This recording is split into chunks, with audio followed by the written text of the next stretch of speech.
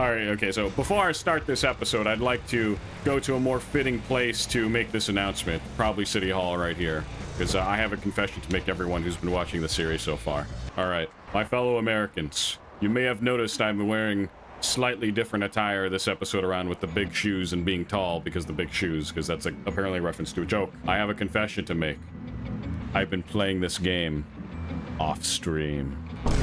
Bruh. Yes, it's true, because last night I had come home from work and I was tired, you see, very tired, very, very tired, and I wanted to let go and play a game and lose myself. And I looked over my Steam library, you see. I looked over my Steam library and I was like, there's too many games, decision paralysis, whatever you want to call it. And I was like, what do I want to play? And I honestly was like, I decided to go back to this and decided to collect everything that was extra in level 1 and 2. So forgive me for this. Forgive me. Brian. Yes. And then you know what? I realized something in doing that. I realized that's kind of the fun of the game. And I was getting too much in my head last episode. It doesn't really, I don't know how well it came off last episode, but I was way too much in my head. I had been up all morning drinking coffee. Public beheading on Monday. Actually, speaking of that, we could do a public beheading right now in the game. Hang on. There, public beheading as we make it official. There we are. And then just for you, Yakubian, since you love your cat gifs, and I don't know, you always love posting, yeah, basically cat gifs in the Discord. This one's for you. You see that cat? You see that? Why are you dancing? You see that cat on the left? What do you think's gonna happen? Too late. Cat's dead. Took too long. Could have saved him. Could have saved him if you realized what I was doing. I killed the cat. Lamau. Yeah. Oh no, don't worry. Cat. Wait, cat respawn. Infinite cat death. Amazing. Watch. Wow. Wow. We could kill all the cats if we want. This game's pretty edgy, pretty hardcore, and they just flip up like it's a fucking Pez dispenser. Yeet! Oh man, I could literally do that for an hour. No, I can't. Let's be real. No, I can't. Yeah, I just want to apologize in the sense that last episode was so in my head, like, oh, streamer anxiety, gotta make it entertaining, worthwhile, people show up to the stream, yada yada, blah blah blah, nobody cares. And then so last night, not streaming, I decided, you know what, I want to collect this stuff. Let me do something I want to do. And in that moment, I'm like, it's kind of fun, man. It's kind of fun going to each corner of the map looking for stuff. And I know not everybody's into it, but it's kind of the vibe. It's who I am. So, like, if I'm not being who I am, what am I? Damn, boy. Yes, Phantomoni. Phantomoni, baloney. That is the realization that, you know, for it to be a good stream, I gotta be myself. I gotta do things I want to do. And if you guys don't like it, that's fair. We'll do something you like later on. Or perhaps later in the stream. Or perhaps another stream. We will see one day. Also, why child bigger than man? Anyways, proportions in this game are off, but that also adds to the charm. This is the last mission. We're basically gonna fight a giant robot. So let's do that, yeah. Here's your last doodad. So can I see the Traposaurus thing? Yes. Is a word I would love to be able to say. Unfortunately, there are too many people using cell phones, and the interference would then cause the monster to malfunction and kill many people.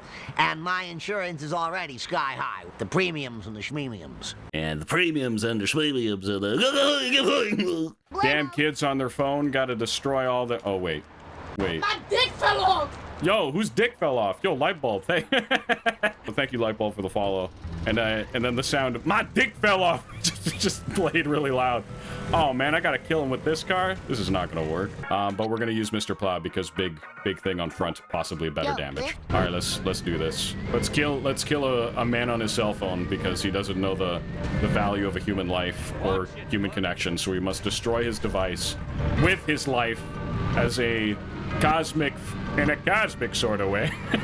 In a cosmic sort of way, we're kind of helping him by murdering him and to teach him a lesson about cell phones. Take you out. Yes, eat ass, Bart says. Phones are bad, okay? Phones are bad, okay? That's basically what I'm getting at. And you know, as I was doing the races, I'm like, you know, racing's fun in this game. Sometimes, you know, I have a really big problem with getting too much in my head too often. And so, like, yeah, I think I was just kind of in that mode yesterday in the last episode or last stream or what have you. Oh, I gotta kill another guy on a cell phone. Pretty rad, Brad. Little wacky-ass physics. Yo, also, quick question I gotta ask you, Ari. What made you want to play this game? This game's pretty old. And I'm playing it because I used to play it when I was a child. So I'm curious as to why you play it.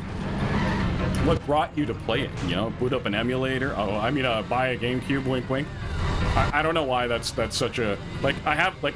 With the whole, like, oh, emulation's bad because, you know, taking money, but, like, no one's really paying for these games anymore. Also, like, Nintendo's actively trying to stop games from being emulated and preserving them, so it's like, the F you, Nintendo. Anyways, without going down that tangent, basically saying it's, like, it's kind of funny how we talk around that emulation's kind of, like, an illegal thing, but no one really cares because it's kind of a positive thing, actually, in the long run, in terms of old games, at least.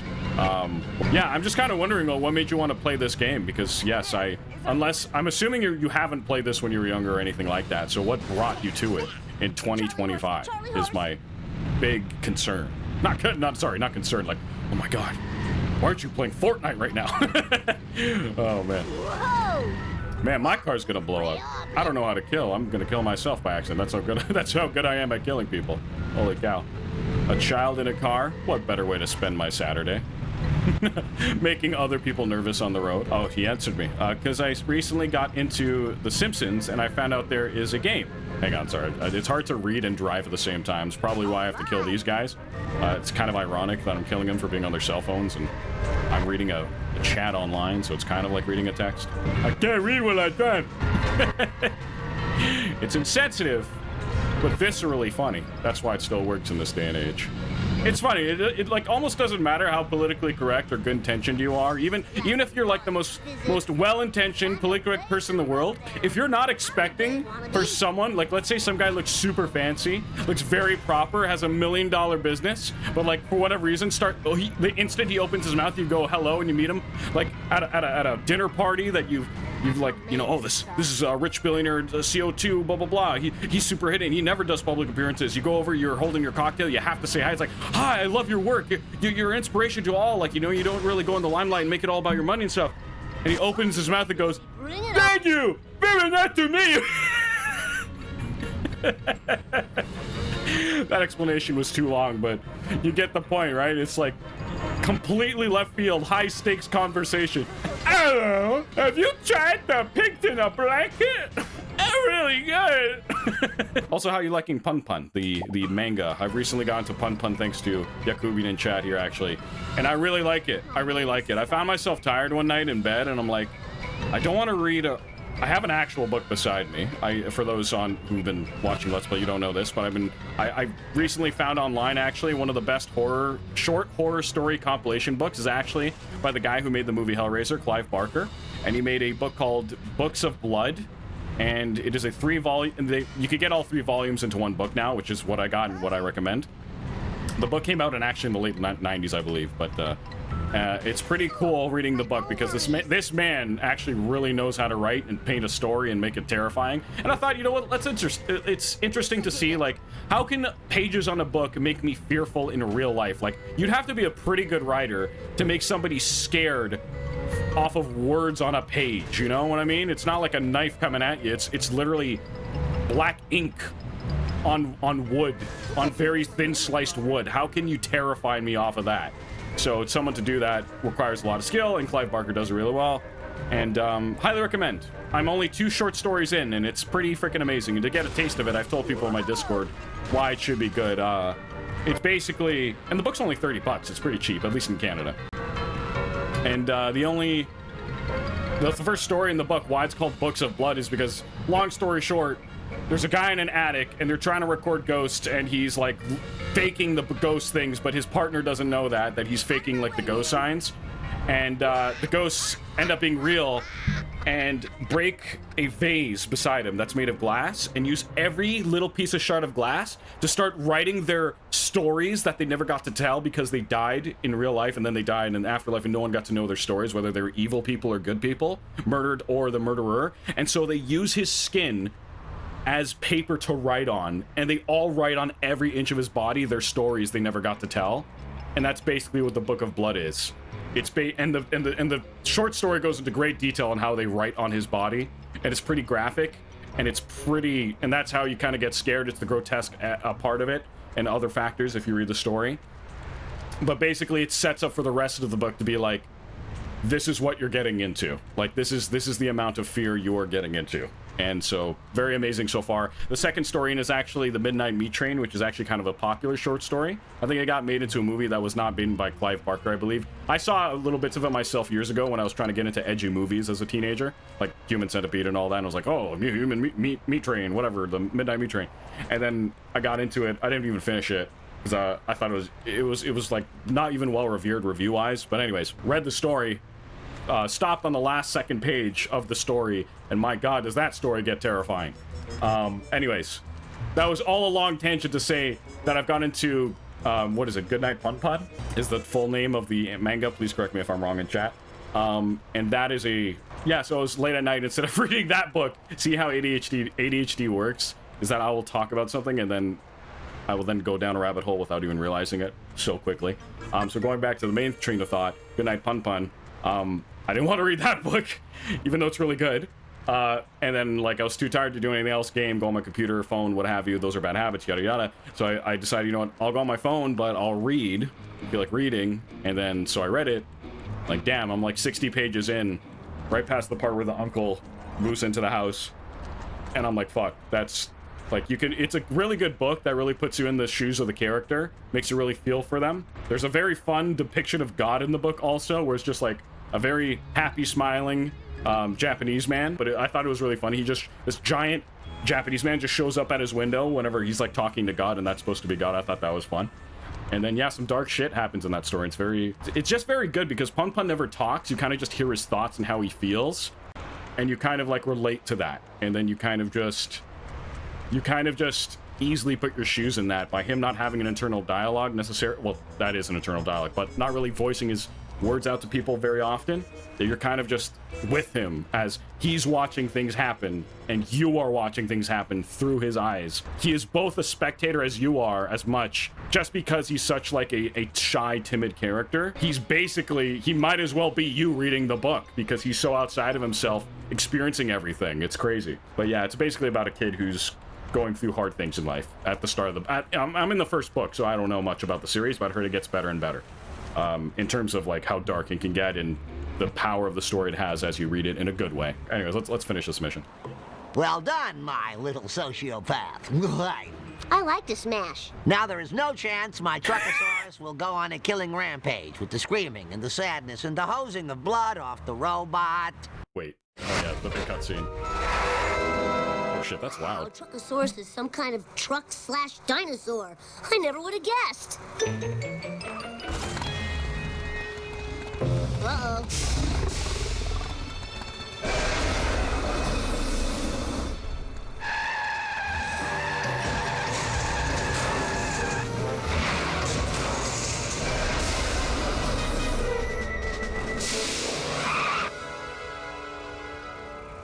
Yes! Everybody do the Bartman! Wait, I don't know why I thought in my brain we were about to have a big boss fight. I think the spoiler was that, like, you see billboards of that creature, and then it's like a surprise, like, oh, another big reference, the big robot from that one episode. Oh, Bart got abducted. Bruh. Wait, you didn't use an emulator to play this? Dude. Plug. Nice, you get a plug. And also? Nice car. Not really that one, but we'll take it. And? Yeet. And I'm looking for the League of Legends one. Demacia! There we go. I love saying Demacia.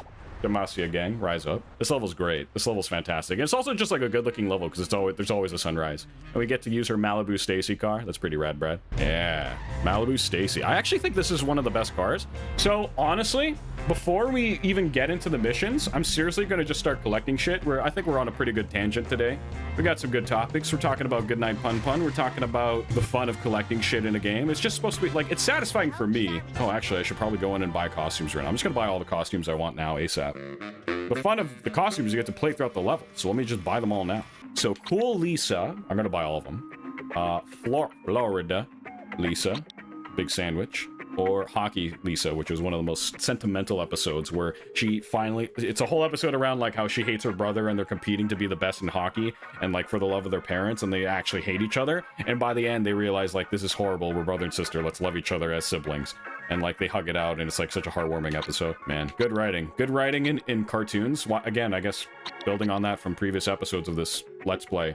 It's more about that they teach life lessons, and life lessons are important when you're younger because you don't know about life, you don't experience it. So having a life lesson told to you through an attractive cartoon, or entertaining cartoon, I should say, is just an easier way to get a kid to learn, get a kid to understand, you know, the morals of life that you're going to learn later on and should learn as soon as possible. So yeah, so don't fight with your brother and sister. You can say that out loud and that goes in one ear and out the other, but when you actually feel the characters go through it, that's what a good storyteller can do. A good cartoon, a good manga, a good whatever. That's the point of story, to save you headache later on in life and make you feel something, man. Well, at the end of the day, to improve your life basically in some way, by knowledge or feelings. But I didn't buy the game or buy an old console either. Wait, what? Wait, what? How does that make sense to me now? I didn't use an emulator to play this, but I didn't buy the game or buy an old console. So you borrowed it or you used it from someone else, I'm guessing. That is the silver lining I'm seeing within your comments, sir. Sir and or madam and or attack helicopter. Yes, I'm bringing up that old reference. Whatever. Sue me. Homer. Homer don't care if Sue. I've been also uploading shorts, editing shorts. I feel like I finally, you know, starting streaming again, I finally found my flow again. I'm improving 1% each stream, each day. I'm actually really falling in love with editing again and making content. Because right now, I'm not gonna lie, guys, when I've been, for those who don't know, on my main channel, it's kind of dead. Not necessarily dead, but like a few months ago, I started up a new series called Project Zomboid. Project Bumzoid, and I've been working on episode 2, and episode 2, honestly, I'm very proud of, and it's about 2/3 done, but man, do I not get the motivation to do it because of my ADHD, and I realize after all these years of trying different types of content that, like, I really just need to lean into my ADHD. I've been fighting it for so long, I've been trying to work around it for so long, that I realized, like, man, I gotta ride the wave. Like, if this is me riding the wave right now, like, I just gotta hit stream, I gotta show up for you guys. We got to create I realize that I'm a kind of a hangout streamer. I think that's kind of my biggest strength, is that you guys can come here, whether it's I'm playing music or we're ranting or we're talking. The point of it is you guys can come in. I actually care about you guys and what you're saying to me. We conversate, we talk about shit. I consider that a hangout streamer. I don't think there's really a term. I actually asked Gemini to tell me, like, oh, well, these are the criteria of my stream so far. What would you call me as a streamer? Like, I guess it would be kind of like a variety streamer, but I feel like that's not as encompassing as saying like a hangout streamer, you know? I also bought, oh my god, stream avatars. Let me show you this. Well, I'm not going to show you. Well, yeah, just for visually. Some of you know what this is already. But hang on, let me hit start on this. I have bought this software on Steam called Stream Avatars. It's like basically when you guys join the stream, little avatars show up at the bottom of the screen. That's basically what it is.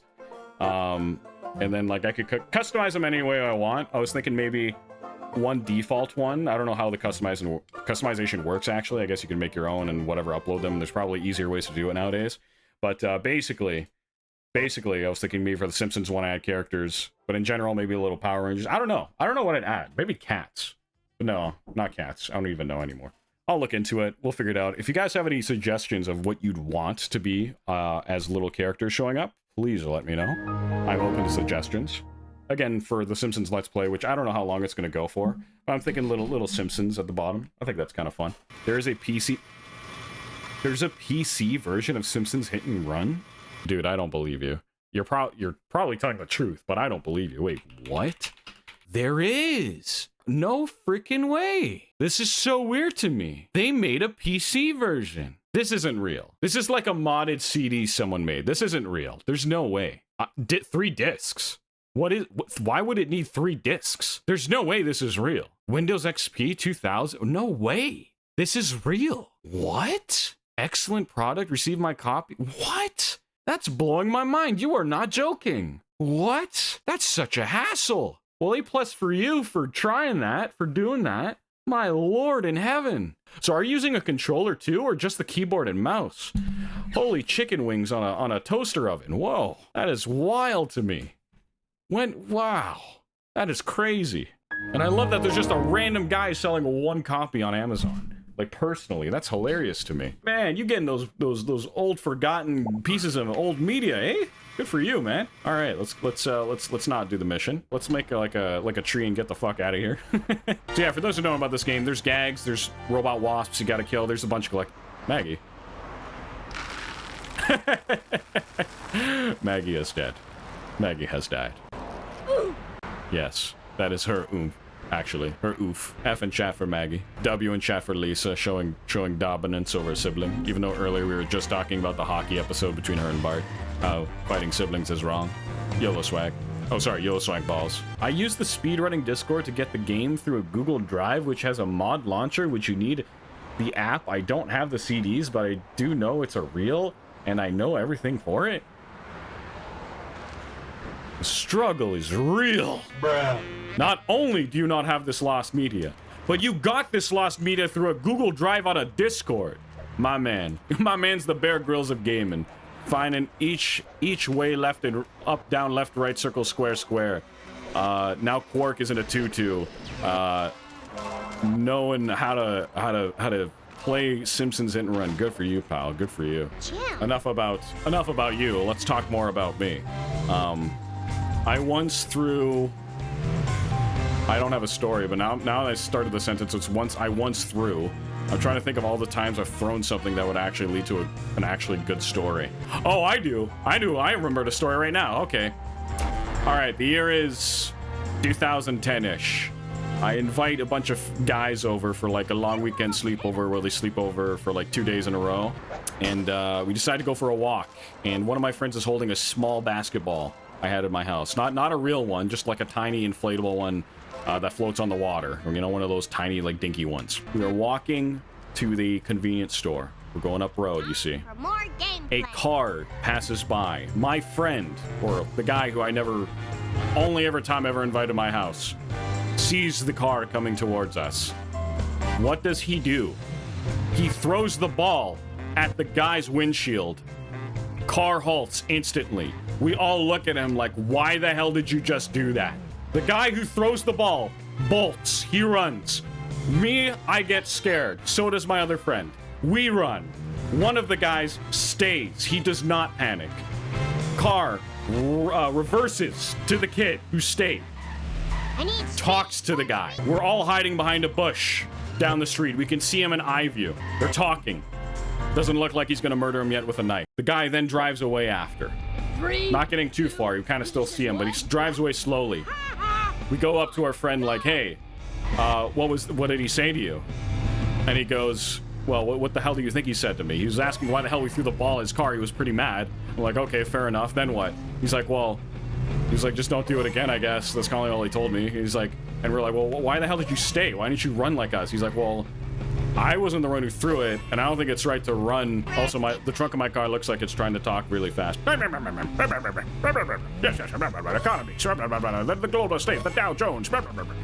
Sorry. Oh yeah. So then basically the moral of the story is just don't throw balls at cars, which is just an obvious thing to do. Apparently later on, one of my friends noticed that the guy was actually kind of following us, trying to see like where we lived, basically to my house since I invited him over. But luckily we like walked through a place because we were going there anyway, and like he couldn't follow us because car can't go through grass. And yeah, and that's my story. And that's my story of throwing something. And probably wasn't even the greatest story of all, but you know, it's a story. And man, I'm doing bad, and this car is like driving like a fucking like a paraplegic on an escalator. This is crazy. Oh, mean thing to say. Funny visual. Again, visceral. I have a feeling like, you know, when people like, oh, people on the left are like versus the right in terms of comedy, it's like, you know, conservatives are all like racist and stuff, and like progressives and comedy's not even funny. Damn, that was some road rage right there in a race. But like honestly, I think one of the differentiators that easily slips it into like, are you conservative based on your comedy, is like, do you viscerally laugh at people in terms of like, you know, do they have something wrong with them? Are they, I don't know, like mentally or physically, basically is what I'm getting at. And I think that's a little bit unfair. It's easy to like, it's understandable and both easy to put someone into a camp of like, he's insensitive, therefore he's a bad person, yada yada. Like if you kind of take it too far and that's all the jokes you laugh at and you kind of make that your personality, like, hey, listen to this dead baby joke, or this joke about a guy in a wheelchair, like when you become that guy, you're just desperate for human connection at the end of the day. Actually, I was watching Kill Tony yesterday, and there was like this really funny woman who was actually in a wheelchair, and actually she had this thing where she was talking slow, but her comedy was on point. She was fucking hilarious. Even if she wasn't in a wheelchair or even talk slow, like she was a great comedian. Like, even separate those factors out of it. It had nothing to do with her skill as a comedian. Anyways, but her jokes obviously centered around it. She was saying how, honestly, let me pull it up right now. I don't wanna butcher this. But what also took me off guard is that at the start of that same episode, there was another person who had some kind of physical disability that made them talk funny, and I did not know that while listening to it. And so I'm like, is he doing a voice? Is this a part of the joke?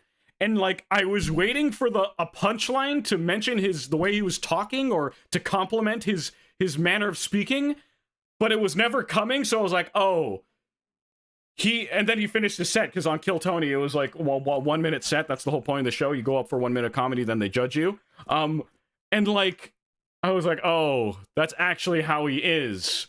Dang. And it's not like it was a bad or hindered his comedy, but like, I was expecting a punchline the entire time because he didn't address it.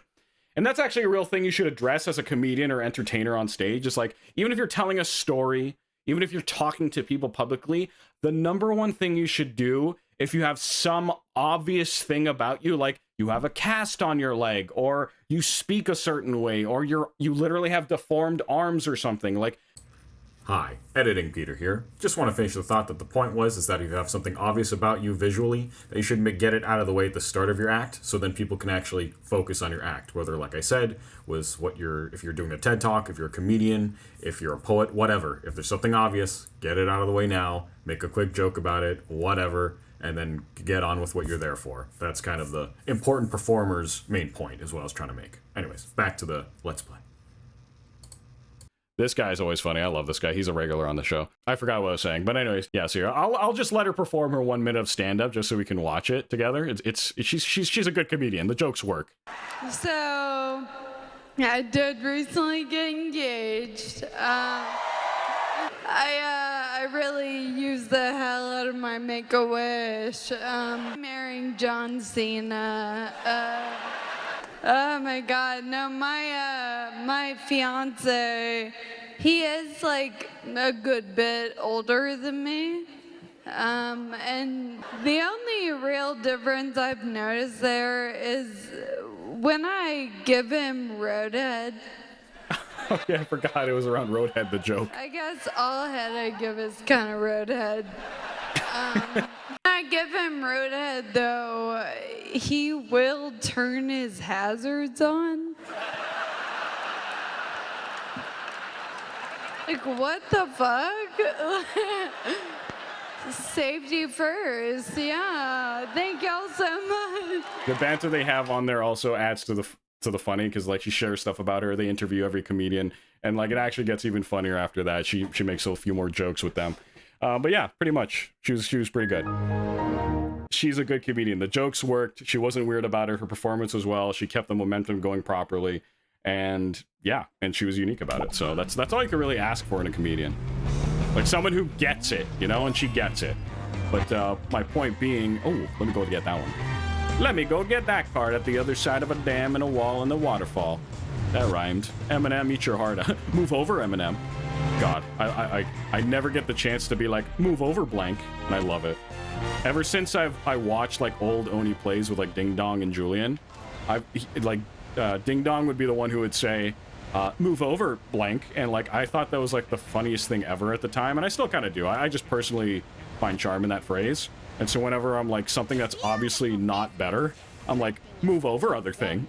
It's just fun to say. It just is. I don't know. It's just like fun to get to use it. What's in here? Oh, gotta destroy all these wasps. Not these wops. No, we're not starting a race war against the Italians. No, no, no. Oh, I could go in here. Oh, I didn't know that. Yeah, and also another thing about collecting everything in the first and second level, I didn't know you could get onto the bridge in the first level, by the way. Like, you could do that, and I had no idea there were coins leading up to the side if you looked carefully. I was like, I have never been there before, and that's kind of the fun of these collecting things. That's probably an add-on to the point I was making at the start of this video, is that, yeah, you can kind of do that. And that's and it'll like open up a new door in your brain to like a game you played all your life and never knew, because now you 100%ed it and now you know. It's pretty cool, you know? It's pretty darn cool. Yeah, and I watched a video recently talking about like the nostalgia of like, you know, wanting to go back to games. You buy remakes of old games, but then you play them and you realize like that time is up for you and you actually don't want to play the game. You just want to buy it to kind of relive it.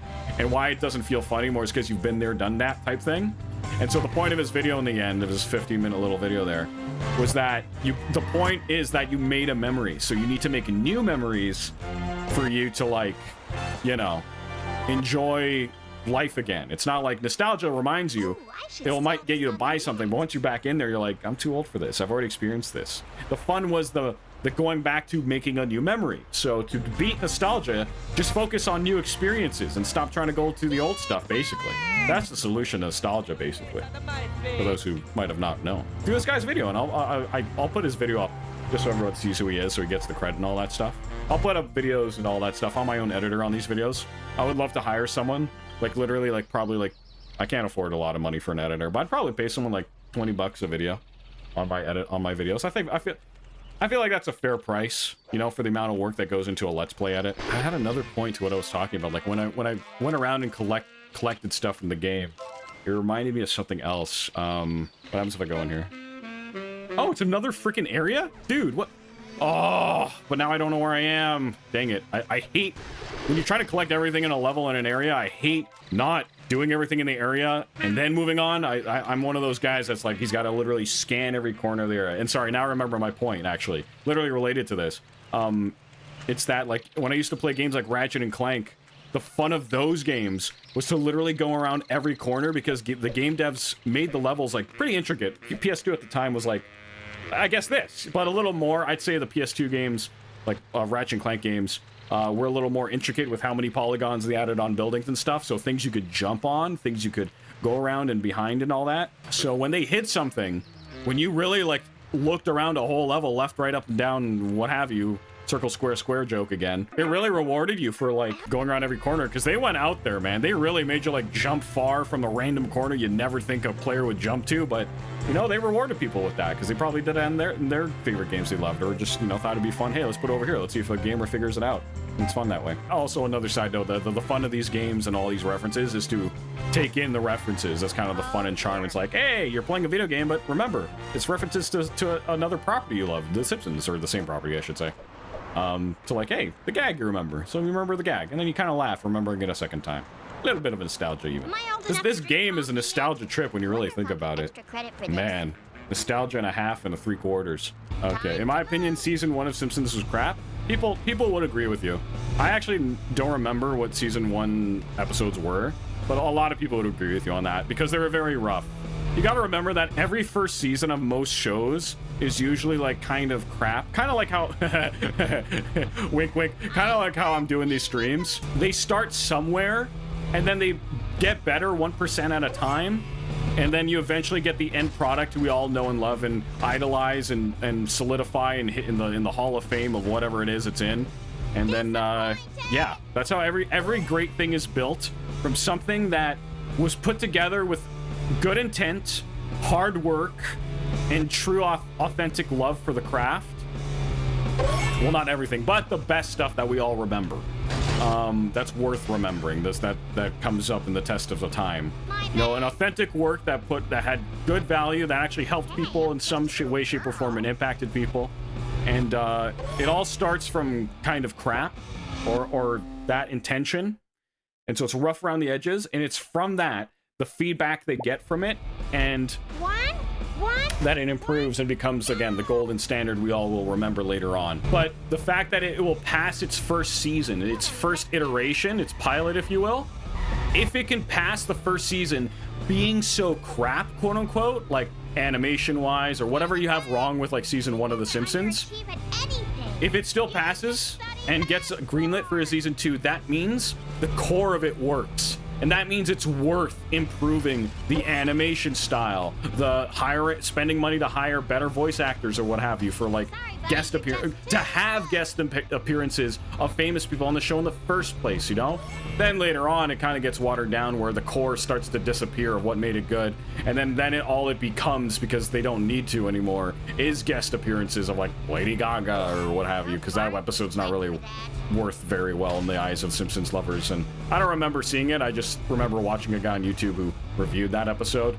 But it's instances like that where then the show gets watered down to a former version of itself. And then you get into zombie Simpsons is how people refer to that. Long story short, that every good creation, if it can pass looking like shit but still doing successful, let's say you do stick figures and you made a comic strip of like jokes, that means the core works, and therefore it's worth investing more time and money into the product, making everything else around it better. You know, the story's good, the core of it's good, so therefore it's good. Yeah. So that's why everything's crap at first, and only the lucky ones get it really good at the first iteration, if you will. I guess you can look at that as like the prototype, the iteration. Like every good thing, business, movie, TV show, video game, if the first one's good, the sequel is usually better because the people who worked on the first one can now have the money to make it even better and know it's worth their time and not be like doubtful about it, you know? Think of it also like this. If you love like a podcast, for example, really think about this. What episode do you discover your next favorite podcast at? For me, I'm watching Kill Tony at episode 700. That's 7 years, if I'm got that correct, into the show that I'm finally discovering it, and I'm loving the show. And the foundation of a show of being about comedians and, you know, showcasing potentially new legends by like having someone show up, them being pretty good, possibly coming back over and over, given a second chance because they were so good. You know, it's everything I love and stand for in comedy, that like give the beginners a chance to show themselves amongst people in a venue where they can be seen, and two, be given constructive criticism as to why they work or why they don't work. It's just amazing. It's just like everything I stand for with comedy and content creation and creativity. Like, never discourage an artist type thing. Well, if you're bad, they literally will shit on your comedy and discourage you with everything they've got because you deserve it, because that's the bluntness of Kill Tony. If you're bad, they'll fucking tell you they're bad, and they'll tell you why straight up, because it's better you know the truth than you to go along with like, oh well, you know, he's just starting out, it's okay. I fucking love the guys on the show that like do absolutely horrible, have no concept of what makes comedy work, and then they ask him the question. And also they get like disgusting with their jokes, where like they kind of like go too long on like, they think like it's funny to be like, oh, and I'm going to a Walgreens and like I'm looking at how fresh the food is and I'm jerking off to it, and that's gross. That's just gross, okay? And they just like go too much into like acting it out with their hand or like doing creepy eyes, pretending they're looking at the store type thing.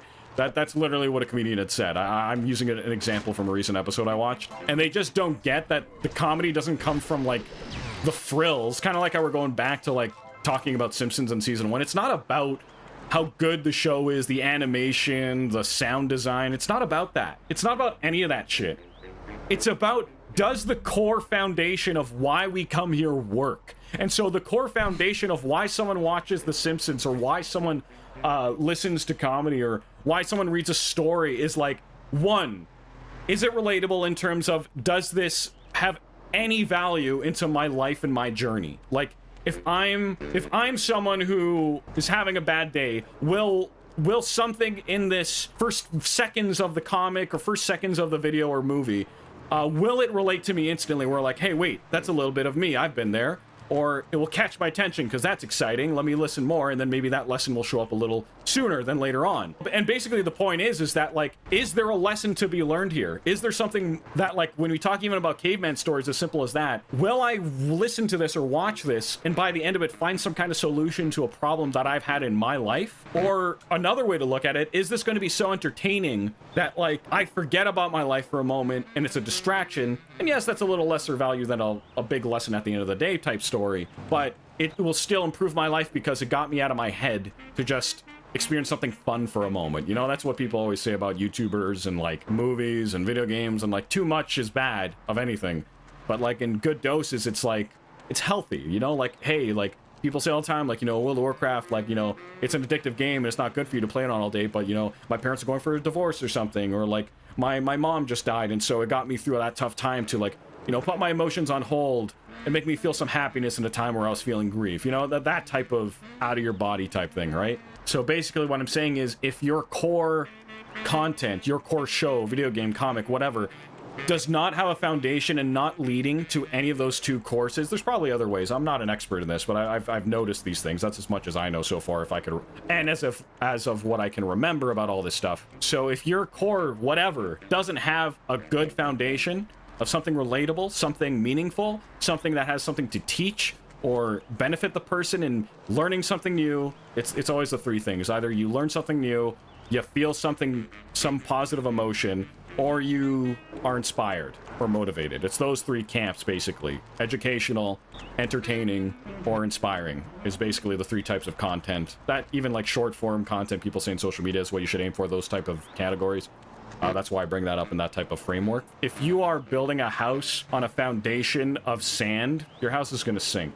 Like, the house could look beautiful, but then you buy it for the $1 million you think it's worth, and then it sinks like a month later because it's built on fucking sand, then you're screwed. Or the house is made of fucking shit drywall. It's not even drywall, it's like paper or foam, and you didn't know that. On the outside, it looks like a normal home made of drywall. It's not. Or bricks. It's not. It's no good foundation.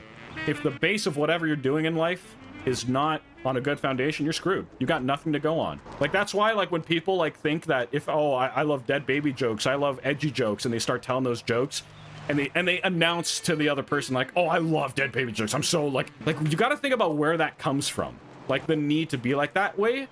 It's like, why do we tell jokes in the first place? It's like the point to tell a joke in the first place is to make the other person laugh. Why do we want to make other people laugh? Well, it validates us as being like, oh, I made that person laugh. That's value. I'm a person of value now because I gave them value, a joke. And if I give them value, we're kind of connecting. And human connection feels good because it means I'm worth something. And if I'm worth something to someone else who is willingly telling me by laughing or even verbally after that was funny, it means my existence is worth something because the whole point of human life and this journey on Earth is to connect with other human beings. It's kind of like what makes us tick, right, at the end of the day. And it's like, if I can do that through the easiest, low-hanging fruit way, whether it's an edgy joke, or like a racial joke or something, or like a dead baby joke, if I can do it in the easiest way, why wouldn't I do it? And if I don't have that in my life, or I feel like I need to prove myself and I don't know how to prove myself and I'm not aware that I try to be so desperate, so try-hard, as people will call that type of behavior, I'm just gonna shriek of it. And I have no foundation because I don't even understand my own foundation of that's where it comes from.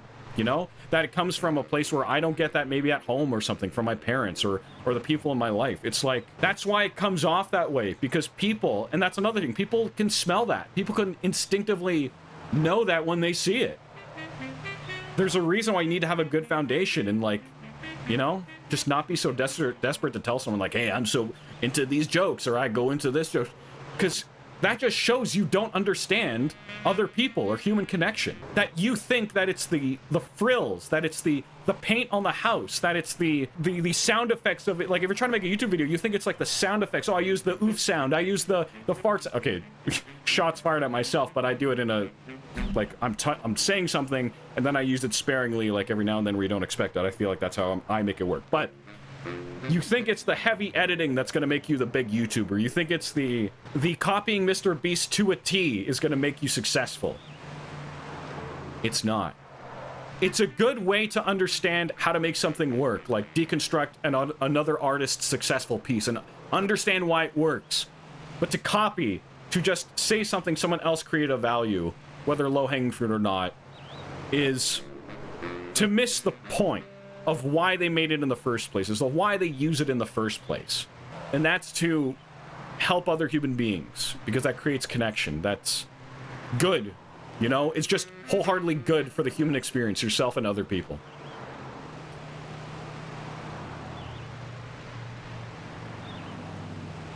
I'm in a sandwich costume. Bruh. Oh my god. All right, let's get back to the game, shall we? All right. Sorry, I had to finish that thought. Anyways, let us continue. Yeah. So yeah. But yeah. Hope that rant was see, I hope that was of value. Exactly what I'm saying. And why I get so amped up about it is because I've been there, we've all been there. As you grow up, you don't understand this, and that's why you hopefully have someone in your life, a role model, a TV show that teaches you these lessons, and therefore you slowly put the pieces together. That's why stand-up comedy is so important. It's like, it's It's very real. And so what comedians do is they take what's real about the world and they crank it to 11 to show how absurd or funny it is. That's what makes it funny, of how absurd something so true is that nobody talks about. That's what makes comedy funny. And some of the best comedians know that, and they tell stories and make story jokes, basically, where the whole joke is them telling the story. And, you know, the end of the story is the punchline. And anyways, let's keep going with the game. Here's the teleporter from when he buys at the garage sale. I think it's a Treehouse of Horror episode when Homer buys us at Dr. Frink's. Oh, the Frankiac 7. I love the name of the computer. Shut up, you silly monkey. Go eat a banana. He's eating paste out of a bucket. I should have told the story in front of this screen. That would have been hilarious. I mean, I still did it in front. I knowingly did it. Oh, that's also a reference. Robot cat. Evil death robot. So I'm pretty sure that was a Treehouse of Horror episode. I didn't know this. The last... Oh, I didn't even know I could go in here. I was gonna say the last level of this game is a Treehouse of Horror level. I didn't put 2 and 2 together. I thought it was just a zombie level. For those who've played this game, I never put 2 and 2 together either. Ever watched Family Guy? Yes. I used to watch old episodes of Family Guy all the time on DVD. I used to go, like, that was also during a period when the show was actually canceled and then brought back and then canceled again and then brought back. So all they had were the DVDs. And literally because people like me rented them at like Blockbuster or Rogers Video at the time. I'm that old. I used to rent DVDs, which is also not that old. And we're like video games. Well, I guess it's old now because there's people literally born in 2010 and people born in like fucking 2000. And now those guys are 25. Think about that for a moment. Because I'm not far off from their ages. I'm a 96 boy. I've already said it in previous episode. If some nerd tries to find my age, it's already out there. Fuck it. But basically, I love Family Guy. Lately, Family Guy's hit or miss. Family Guy can still be very, very funny. Very hit or not as hit or miss as The Simpsons. But to be honest, I have not watched modern Simpsons at all, so I don't know how to compare it. I used to put those DVDs of like seasons 1, 2, and 3. So I watched seasons 1 through 3 religiously. All the time on repeat because I just loved Family. Because as a kid, I was enamored with the idea of a cartoon, an adult cartoon that I wasn't supposed to watch. So it's like, ooh, taboo, kids not supposed to watch this. But it's for adults. The comedy's for adults, but it's funny and I'm watching it. And my parents let me watch it because they didn't see the harm. And they watched it themselves. And honestly, my dad was super into comedians and good comedians too. So I also got a big factor of like my taste in comedy from my dad. He taught me that comedians had value and like good music has value and all that stuff. So a lot of my traits come from what my dad taught me. So God bless my dad. He is not with us anymore. So rip. I can't believe I just said rip about my dad. I'd like to show him a little more respect. Rest in peace, father, is what I will say. But he taught me a lot of important things before he moved on. I had him for a lot of my good life to just make a note of that, you know, the whole like life thing. Anyways, sorry, that's the elephant in the room. I gotta mention that. So anyways, and it's been some time since he passed, so I've had enough time to mourn. Although they say scars never heal. I will say, as you lose a parent, the void will never be gone. Like, that part of your heart or life will never disappear. But it does get easier to live with the void, is what I'm saying. And I'm not saying that in like kind of like a coping way. I'm not saying that to cope. I'm saying that in like an honest, like man-to-man. That's just what happens. Like, the scar will never heal, but the scar will always be there, and that's okay. Like, that's okay. Because, like, you can't change it. You can't control it. Like, you can't go back and make them come back to life or any of that. I know a lot of us will, but we've seen a lot of zombie movies that say otherwise. No, sir. So, yeah, it taught me the value of comedy. Where was I going with that? Oh, yeah, so the first 1-3 to seasons, again, going back to the whole, like, good foundation. Like, those... They even said it in another later episode of Family Guy, like, we took a lot from The Simpsons. We say we didn't, but we took a lot from The Simpsons. Because they used to have a feud, actually. Someone made a really good YouTube video about how, you know, The Simpsons... Family Guy creators were hated by, like, you know, South Park. They did the whole Cartoon Wars episode and yada yada. Because they took a lot from The Simpsons, the point is their writing took inspiration from the fact that, like, your show needs to have a good foundation, have a moral of the story, and a lot of early Family Guy did. Like, the characters were tame. Stewie was about killing and not being a homosexual baby who would make funny jokes with Brian, and they became like a duo, right? The cute baby and the funny dog. Those characters morphed, right? Like, I don't know what my Twitch stream is going to be a year from now, but I won't know unless I keep streaming and I keep creating for you guys and I look back at my content and I want to make it better for you guys and you guys give me feedback. Another problem I've had a lot of my life I've realized there's a kind of a coping mechanism to protect myself from like any bad emotions of like rejection of people not liking me online and shit like that. If I just spend all my time studying to be a good YouTuber, I don't have to actually put myself out there and be subject to possibly failing again, because the feeling of failing after all this time hurts a lot. But I've come to terms with that, and now I can come back to streaming and just live with that and whatever, or creating content on YouTube. And it's like, if I just don't make anything, I'm not going to make anything at all, and that is not a life I want to live. Is not saying like I would take my own life or something dark like that. I'm saying like I would not want to live the safe route in life, wondering what if for many more years, as I wonder what if now, wishing I still did it years ago. Wolf, is that old Gil's I was just always in the mindset and the pressure of like, oh, I should make money through this. That would justify this to my friends and family, blah, blah, blah. If I made money through my craft, and that way I could work on my own terms and my own time and blah, blah, blah. No one's my boss, all those things, right? All those typical things. And I put so much pressure on myself that like, I almost like, if something didn't work, like literally in a week or a month or 2 months, whatever small amount of time I gave it, I was like, oh, I'm shit, I'm terrible, this is bad, I should move on to something quickly, I have such little time in my future, I need to move on to something better, let me do research again. And that was how I kept going into the cycle of like, try to do thing, do a lot of research for the thing, do it, find out it didn't work in a week, which is ridiculous to think that's how I thought, beat myself up for being a failure, go into more research, and then the problem with that cycle is it would continue, repeat, is that the periods of research would just continue. They would get bigger. They would get bigger and bigger, and then I was at a point where I had to like, yo, get back to streaming, create something. Anyways, yeah, thank you for watching, everybody.